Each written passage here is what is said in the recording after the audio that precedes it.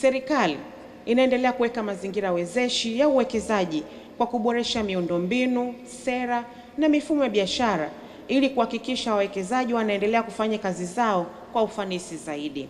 Tunayo matumaini makubwa kuwa hatua hii ya upanuzi wa kiwanda hiki itaendelea zaidi hadi kufikia uwezo wa magari 18,000 kwa mwaka 2030 kama ambavyo wenyewe wamesema.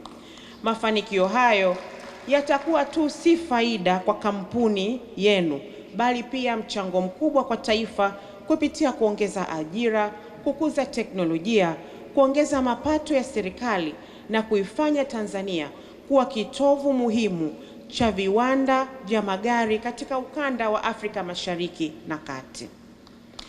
Sambamba na mafanikio hayo, leo mmenialika nije kuweka jiwe la msingi hapa katika kiwanda cha kutengeneza magari madogo ya mizigo pamoja na pickup. Nataka niwaambie, hii ni hatua nyingine muhimu katika safari ya Tanzania kuelekea uchumi wa viwanda na uzalishaji wa bidhaa za kisasa zinazokidhi mahitaji ya soko la ndani na nje ya nchi.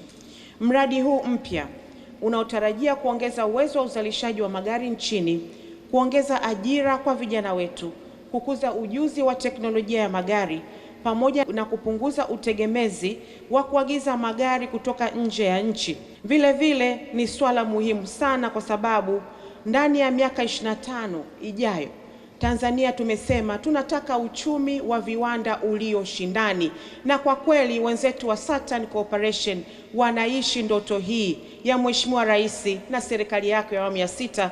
Kwa mara nyingine tena tuwapigie makofi mengi sana. Katika kipindi hiki cha miaka miwili ambacho kiwanda hiki kimekwepo hapa, kimechangia ajira. Wametuambia hapa walianza na ajira 155 na leo wana wafanyakazi 360 ambao wote ni Watanzania.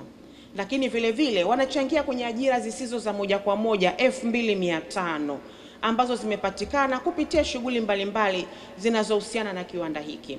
Huu ni mchango mkubwa katika jitihada za serikali za kuwawezesha wananchi kiuchumi na kuboresha maisha yao.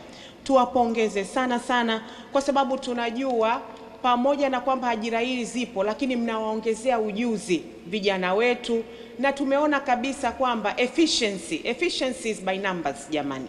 Kwa hiyo ukiona walikuwa wanaunganisha magari 10, leo wanaunganisha magari 30, tunaamini mtaendelea kuwekeza zaidi katika ujuzi wao ili muongezea ufanisi, kwa sababu kuongezea ufanisi ndio kuongeza ufanisi wa kiwanda hiki. Kwa hiyo tunawashukuru sana, sio tu kwenye kuajiri bali kwenye kuongeza ufanisi wa vijana wetu wakiwa kazini.